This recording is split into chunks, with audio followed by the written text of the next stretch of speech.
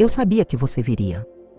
Não sei explicar como, mas havia algo no silêncio da manhã que me disse: hoje ela vai estar aqui. E isso é tudo o que eu precisava. Porque há momentos em que nossas palavras precisam se encontrar, como duas almas que se reconhecem no espelho da dor e da esperança. Hoje é um desses momentos. Você que me ouve com o coração aberto, saiba.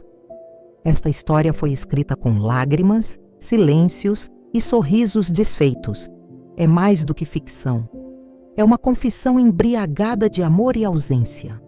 Então, por favor, se acomode, respire fundo e prepare-se para caminhar comigo por entre os escombros de uma história que quase ninguém ousaria contar.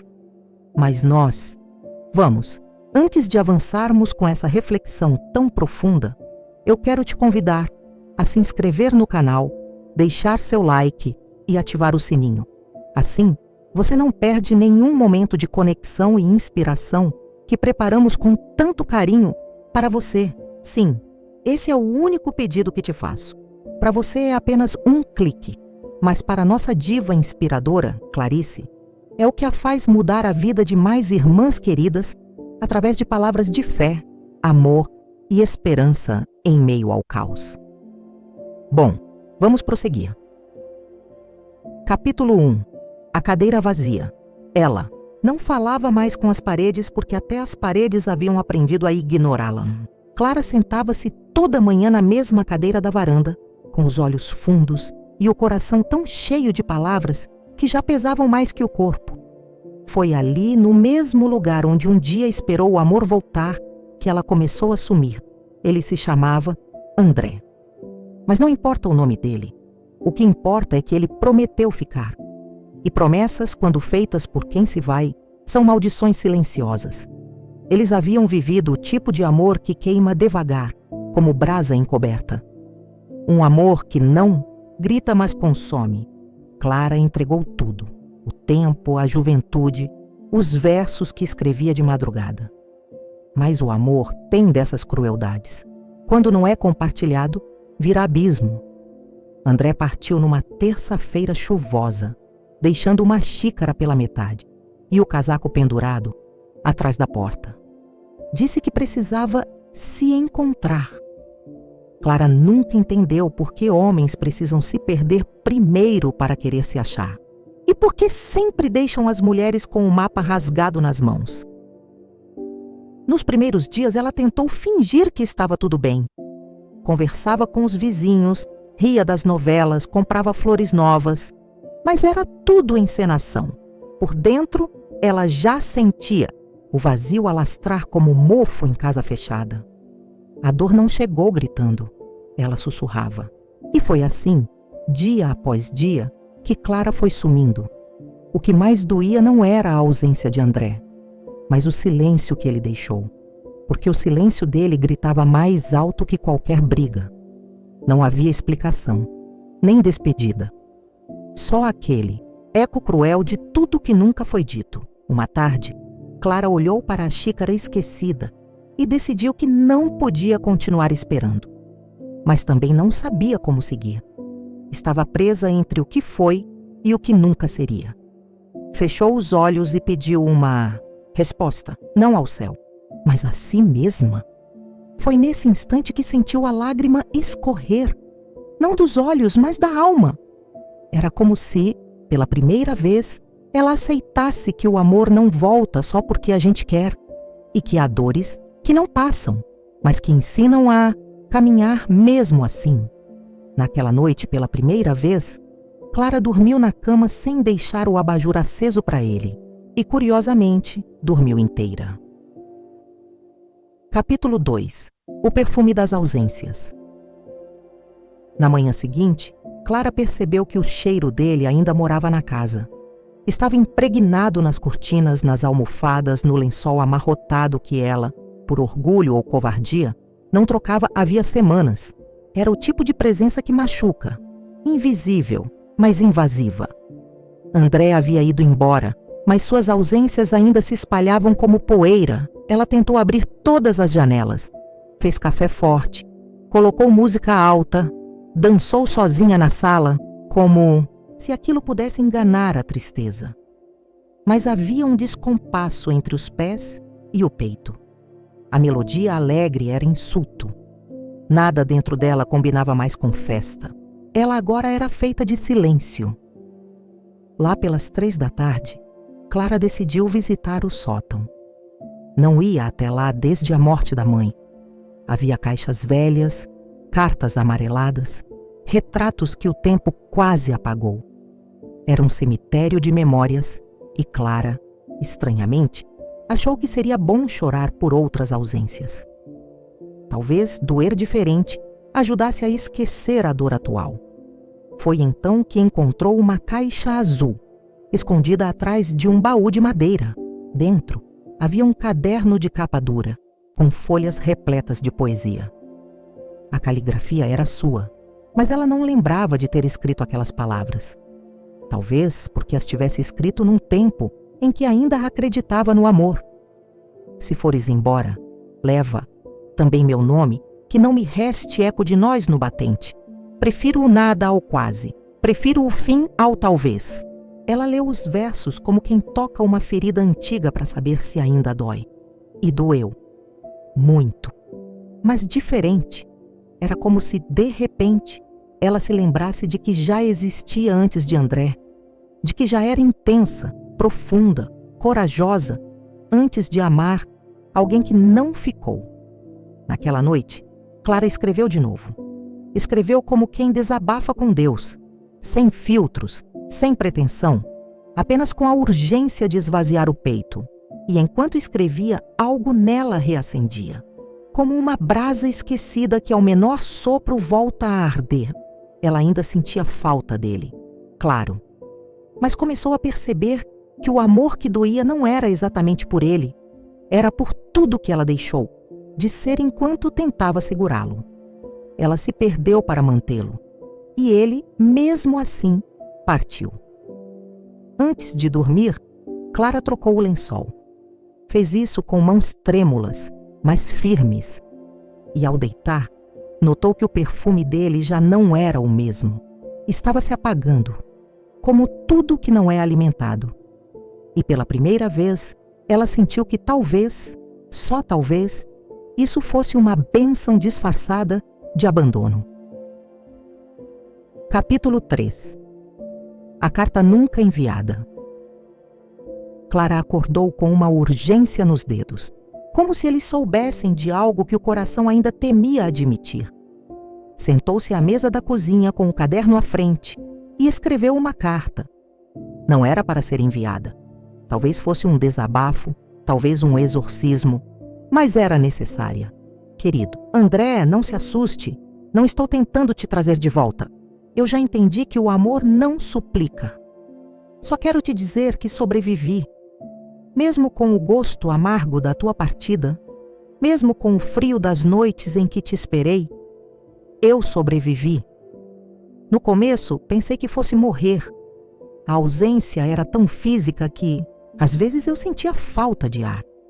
Mas depois percebi que era só o espaço do meu próprio corpo tentando se expandir de novo, porque sem perceber, eu havia me tornado pequena para caber no que você oferecia. Hoje, eu não te odeio. Também não te amo como antes. O que sinto agora é uma saudade sem culpa e uma gratidão silenciosa, porque sem tua ausência, eu nunca teria me reencontrado. Assinou apenas com um ponto final, porque havia entendido que não precisava mais do nome dele para terminar suas frases, que agora ela era a própria história. Dobrou a carta com cuidado e a guardou dentro de um livro velho, um romance de final infeliz que ela adorava, talvez porque se reconhecesse nas entrelinhas. Não era preciso que ele lesse, basta que ela tivesse dito. Na tarde daquele mesmo dia, Clara foi à livraria do bairro. Fazia anos que não comprava um livro novo. Sentia-se como uma mulher em ressaca, redescobrindo sabores. Passou os dedos pelas lombadas até encontrar um título que parecia escrito para ela. O amor que nasce depois da dor. Sorriu. Era um sinal? Talvez. Ou apenas uma coincidência poética. Mas Clarice sempre dizia que toda coincidência é uma forma discreta de milagre. Então ela aceitou o sinal, comprou o livro e, com ele, comprou também um pouco de esperança. De volta em casa, Clara acendeu um incenso, pôs uma música suave e leu até adormecer. E naquele sono, sonhou consigo mesma, mas não com a mulher triste e despedaçada. Sonhou com a mulher que ela poderia ser, inteira apesar de tudo. Bonita, mesmo em ruínas, era o primeiro sonho bom em meses.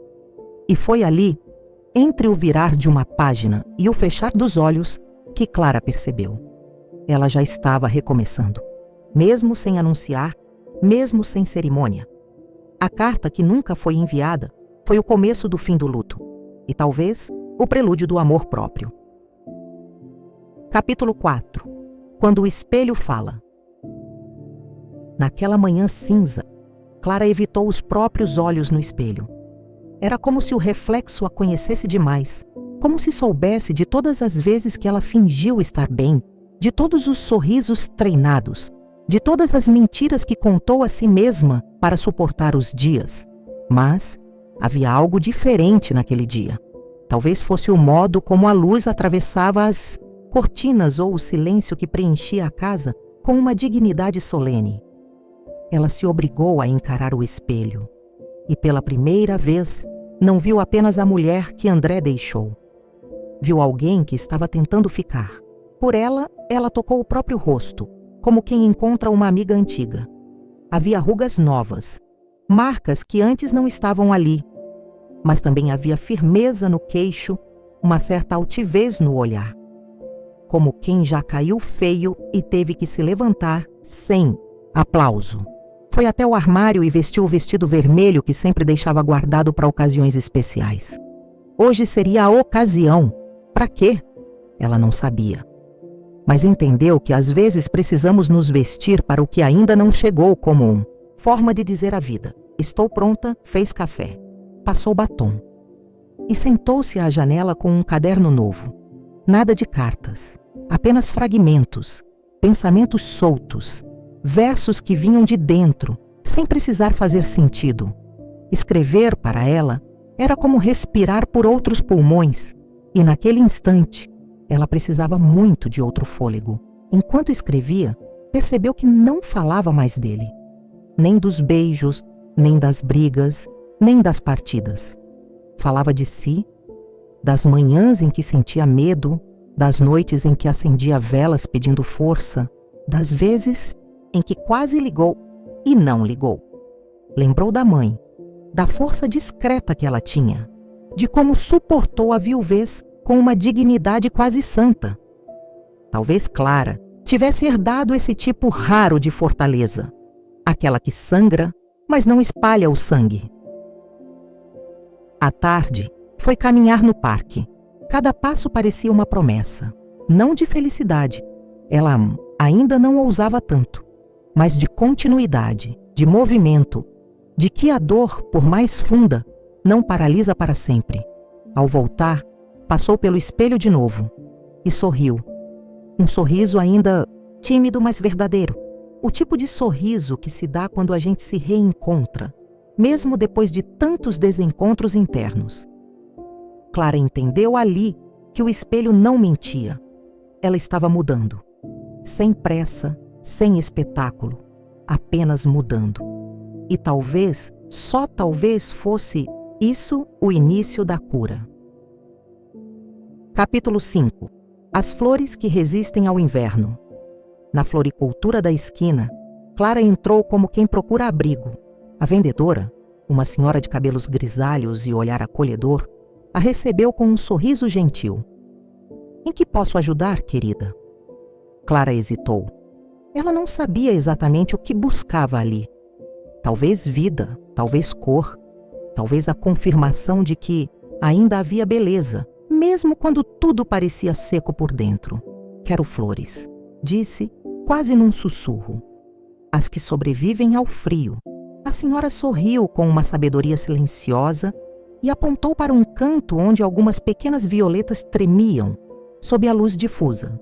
Essas aqui resistem. São delicadas, mas fortes. Não precisam de muito, só de cuidado. Clara levou 2. Uma roxa escura como a noite e outra quase branca, como se tivesse sido lavada por lágrimas. Colocou-as na janela da cozinha, ao lado da carta nunca enviada. Era simbólico. As flores e a confissão. A beleza e a dor. Tudo ali convivendo em harmonia instável. Naquela noite, ela escreveu novamente. Não uma carta, um bilhete para si mesma. Ainda dói, mas já consigo respirar. E há flores. Há flores. Ela leu em voz alta, como quem invoca uma promessa, e dormiu com essa frase nos lábios. Nos dias que se seguiram, passou a cuidar das violetas como se fossem parte dela. Regava com atenção, girava o vaso para que pegassem a luz por igual, conversava baixinho com elas. Era ridículo? Talvez. Mas ela sabia, às vezes, para continuar, é preciso acreditar em pequenas coisas. A fé, afinal, pode morar num vaso de flores. Certa tarde, ao voltar do trabalho, encontrou uma das flores tombada, a branca. Quase sem cor, sem vigor, um sopro de morte entre a janela e o vento.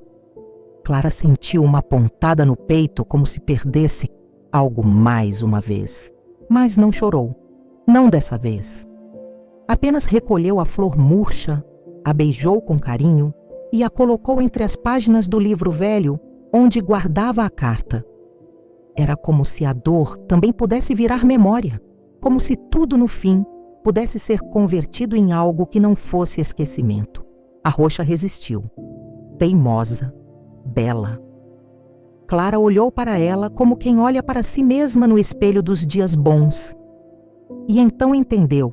Não era sobre manter todas as flores vivas, era sobre reconhecer quais ainda mereciam cuidado e seguir em frente com elas, porque há amores que morrem, mas há outros, mesmo que raros, mesmo que pequenos, que florescem, apesar do inverno. Capítulo 6. O que sobra do silêncio. Clara passou a evitar músicas. As melodias carregavam memórias que ela ainda não estava pronta para reabrir. Cada nota parecia uma faca fina, cortando devagar. E o silêncio, por mais assustador que fosse, parecia um refúgio mais seguro. Nos dias de sol, caminhava em silêncio. No transporte público, mantinha os fones sem som, apenas para que ninguém a interrompesse. Em casa, os talheres batiam secos contra o prato e até o relógio parecia respeitar aquele vazio sonoro. Era estranho como o silêncio se tornava uma companhia. Às vezes, o único com quem ela podia ser totalmente sincera. Não precisava sorrir, não precisava parecer bem. Bastava existir, mas o silêncio também falava. Dizia o que ela fingia não escutar.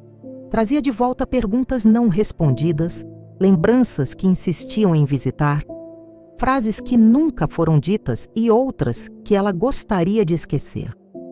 Uma noite, enquanto olhava o teto do quarto, Clara se perguntou o que restava de si mesma depois. De tanto ruído interno, quem era ela sem ele?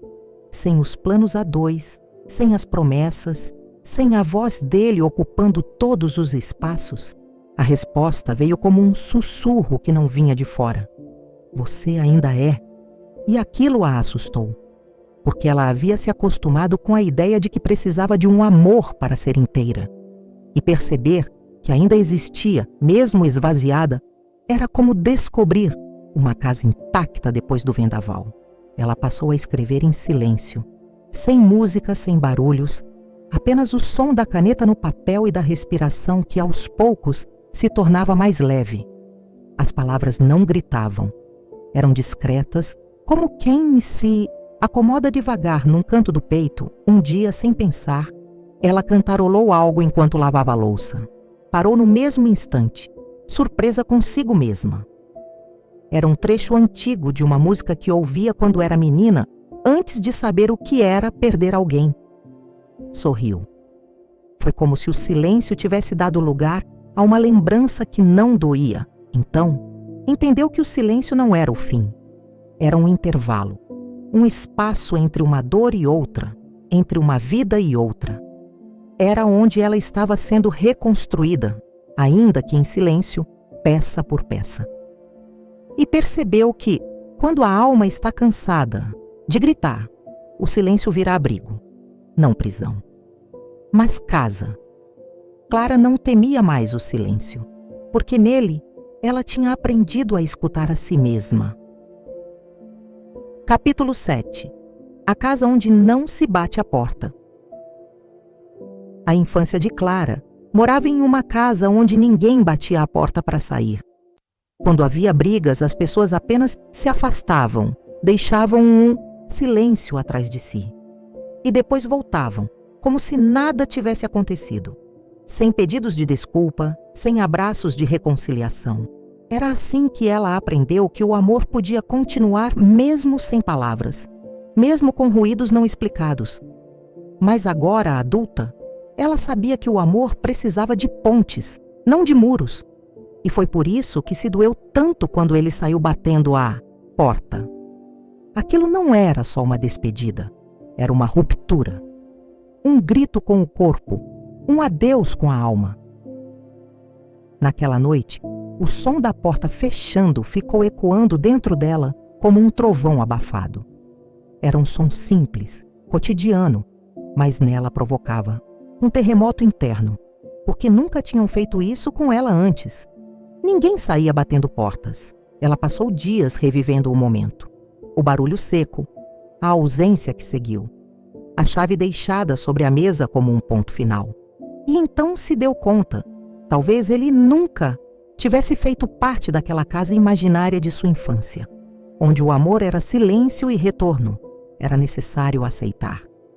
Nem todo mundo volta. Nem todo amor se constrói sobre a ausência de conflitos. E nem toda porta batida é um erro. Às vezes é um alívio, uma libertação, um fim que permite um novo começo. Clara não bateu mais portas, nem internas, nem externas. Aprendeu a deixá-las entreabertas, para o que quisesse entrar e para o que precisasse sair. Passou a andar pela casa com leveza, com um novo olhar para os espaços. As cortinas agora recebiam o sol de manhã, e as janelas, antes trancadas, estavam quase sempre abertas. Era como se o ar novo anunciasse que ela também estava diferente.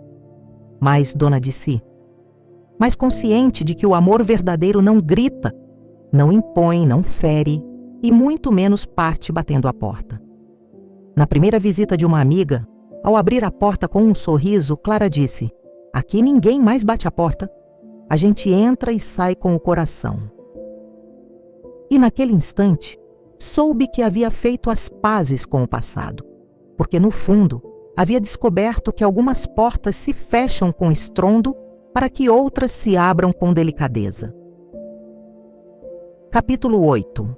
A promessa das águas paradas.